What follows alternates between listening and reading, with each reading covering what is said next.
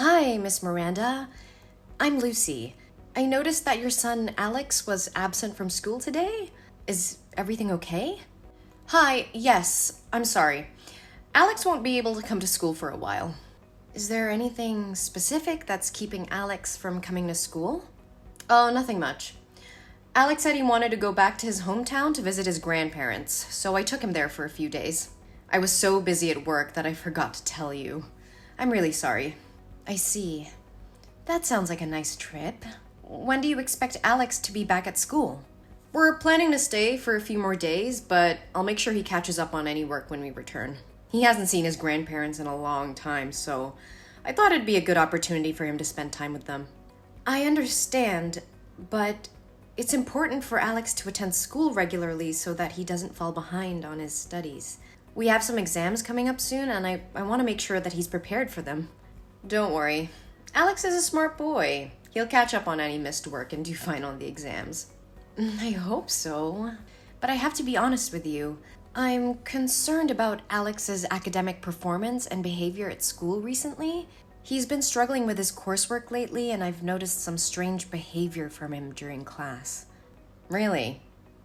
I wasn't aware of that. What kind of behavior? Well, he seems disengaged from the class and doesn't participate much in group activities. I've also noticed that he's easily distracted and fidgety during lessons. It's possible that there may be something else going on with him that's affecting his behavior. I haven't noticed anything unusual at home.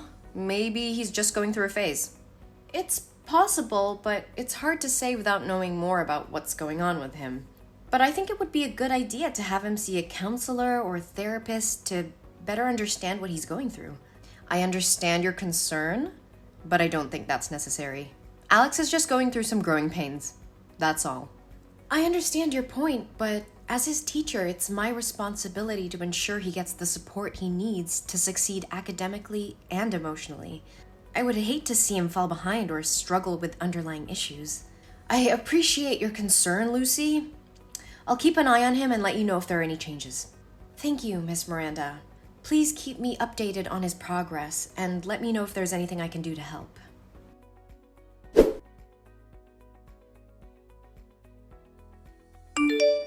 Hi, Miss Miranda. This is Lucy. I hope you're doing well. I wanted to follow up with you about Alex's behavior in school today. Hi, Lucy. Thanks for checking in. I'm sorry to hear that. What's going on? He seemed very disoriented and anxious and didn't participate in class activities. He's always sitting in the corner of the classroom looking for ways to shield his body. When I asked him about his trip to his hometown, he said he didn't go anywhere and was alone in the house. Oh, I don't know what's wrong with the boy. We did go on a trip to visit his grandparents, but maybe he's just forgotten. Apparently, he even took a picture with his grandparents and wanted me to print it out. I put some pictures in his school bag. You can open it to find them. I see them, but are you sure these are recent pictures of Alex? Because he looks smaller in these pictures. Oh, of course. I'm sure about it. Maybe because Alex has put on weight in the few days he's been with his grandparents. So you see it that way. Yes, but I noticed some bruises on his arms that looked like they were from someone grabbing him tightly, which had me concerned. I just wanted to ask if everything is all right at home. Oh, those bruises. Yeah, he fell down while playing with his friends. It's nothing to worry about. I can't say for sure, but the bruises looked suspicious. And how Alex acted today made me think that something might be going on at home. Miss Miranda, I have to be honest with you. I'm concerned that Alex may have been abused. The bruises on his arms are a red flag for me, and his behavior at school has been really concerning lately. What are you talking about? That's ridiculous. He's my lovely son. I've never had any reason to abuse him. I understand that, but the bruises are still concerning. I would really like to speak with Alex and get a better understanding of what's going on. You know that there's a counseling room for psychology, right? Please take some time to come here and participate in a counseling session with me and Alex. As his guardian, your presence would be required. No, I am not allowing you to do that. You can't put my son in there and turn him into a psycho. He's just going through puberty changes. Don't overreact. Puberty at 7 years old? I don't think that's a valid reason. Miss Miranda, I understand you may feel uncomfortable with the idea of counseling, but I believe it's important for Alex's well-being that we explore these concerns. I still don't understand why you're making such a big deal out of this. He fell down. That's all. I appreciate that you're trying to explain the bruises, but as a teacher, it's my responsibility to look out for the welfare of my students. And right now, I'm worried that something might be going on with Alex that's causing him to act this way. You should stop talking nonsense about my son. You are not allowed to touch or talk to my son anymore. I will find a psychiatrist myself, so he'll be treated on my terms. We are dealing with some personal matters that we would rather keep private. I'm going to school to pick him up right now. I understand your concerns about privacy, but as Alex's teacher, it's important for me to ensure that he's getting the support he needs to succeed academically and emotionally. Please let me know if there's anything I can do to help.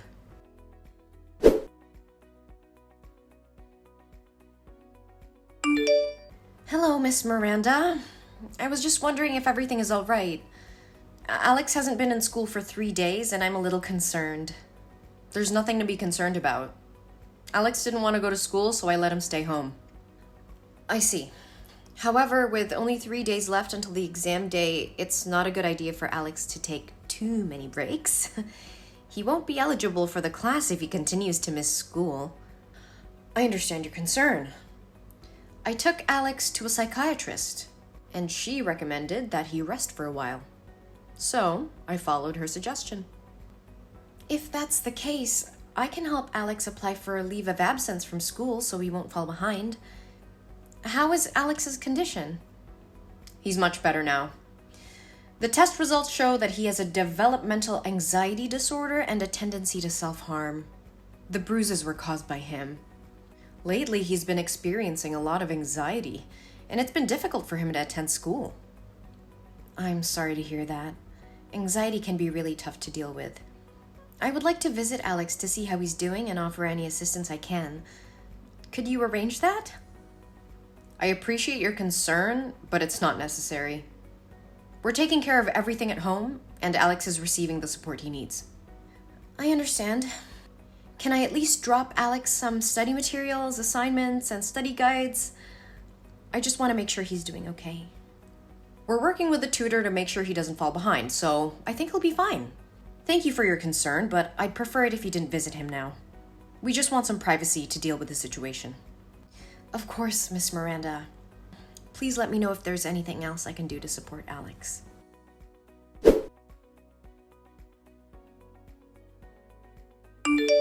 Why are there police officers at my door saying that Alex's teacher reported that I abused him?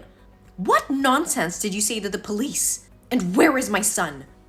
Where did you take him? I reported a serious child abuse case that occurred to my student Alex. I am just trying to protect him. What are you talking about? If you don't have proof, why are you accusing me? Are you trying to kidnap my son? I would never do anything cruel to Alex as you and your boyfriend did. Alex is in the hospital with me. The police have just finished taking his statement. What statement? What the hell are you talking about? After class today, I had to pass by your house. I noticed that your house was locked from the outside, even though you said you were at home with Alex. There were crumpled pieces of paper all over your yard with SOS written in Alex's handwriting. And I called out to Alex and tried calling you, but you didn't pick up. So I went inside to check. Alex was lying motionless on the floor, covered in whip marks and bruises. He was unconscious. This is outrageous. How dare you enter my property without my permission? You have no right to do that. Go ahead. I'm not afraid of you. I had to take action because I saw something that raised serious alarm bells. Alex was lying unconscious on the floor with whip marks and bruises all over his body. It was a horrific sight, and I couldn't just stand by and do nothing. You just make things worse. He was probably just sleeping. Just fell asleep? I broke the window to get in.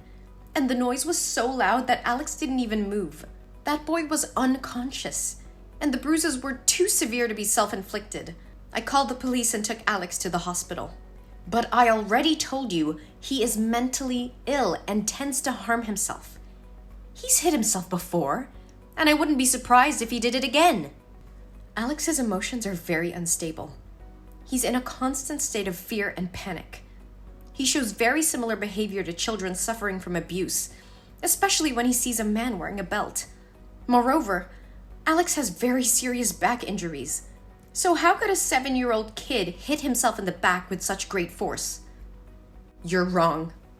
He has a developmental anxiety disorder, and the bruises were caused by himself. The psychologists at the hospital checked Alex, and they said his emotions were very similar to those of an abused child. It's clear that he was physically abused, and you're responsible for it. This is ridiculous. You have no right to accuse me of abuse. I would never hurt my son. I'm not accusing you of anything, but the evidence speaks for itself. Alex's injuries are consistent with physical abuse, and as his teacher, it's my duty to report any suspicion of child abuse to the authorities. Moreover, Alex told us everything. Sam, what you did to your son is despicable. You starved him for 3 days and then left him alone to go on a trip with your boyfriend. And to make matters worse, you are the one who let your boyfriend hit him. He said he begged for your help, but you did nothing but sat on the sofa and watched that man hit Alex with a smile on your face. How could you do that to your own flesh and blood? I don't have to explain anything to you. Alex is my son, and I can do whatever I want with him. No, you cannot.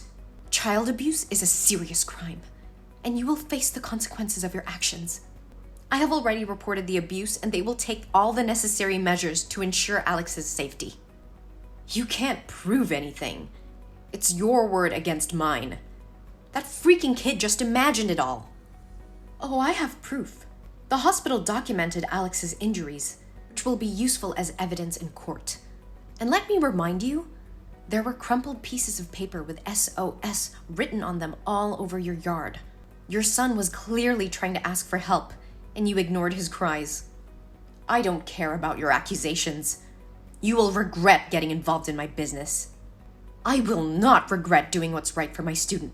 Alex deserves to live in a safe and healthy environment, not in a home where he is starved and abused, and I will make sure justice is served for him. You don't know anything about me or my family. Mind your own business and stay out of our lives. I will not turn a blind eye to child abuse. It's my responsibility as a teacher and as a human being to protect children from harm. I will continue to report any suspicious behavior or signs of abuse, no matter who it involves. Listen, I understand that you care about Alex, but I also know that kids can make things up. Alex could have just fallen and injured himself. You don't want to ruin my life and my family's life over something that might not be true, do you? I'm willing to pay you a large sum to testify that Alex lied about the abuse. I won't do it. Alex didn't lie, and I won't perjure myself in court just because you want to cover up your crimes. I can't turn a blind eye to what Alex is going through. Money won't change my mind. But think about it. You could have all the money you need. No more struggling to make ends meet. Just say that Alex made it all up, and we can put this whole thing behind us. I can't do that, Miranda. Money won't make me betray a child who needs help. I won't let you get away with abusing your own son. And you should be ashamed of yourself for even suggesting such a thing. I'm not afraid of you, Miranda. I'll do whatever it takes to protect Alex. I can't understand. Why are you so determined to protect that brat? Because I can relate to his situation. When I was a child, I was also a victim of abuse, but nobody helped me at that time. I know firsthand how it feels to be helpless and vulnerable, and I don't want anyone else to go through what I went through. You know you'll never be able to stop all the abuse. Let's just skip it this time and take the money. I know it, but it's time to break the cycle of abuse and neglect. I will do everything in my power to make sure Alex gets the love and care he deserves. You should stop talking nonsense. One day you'll have to pay the price for meddling in other people's family affairs, bitch. Hey, answer me. I will kill you. Damn it!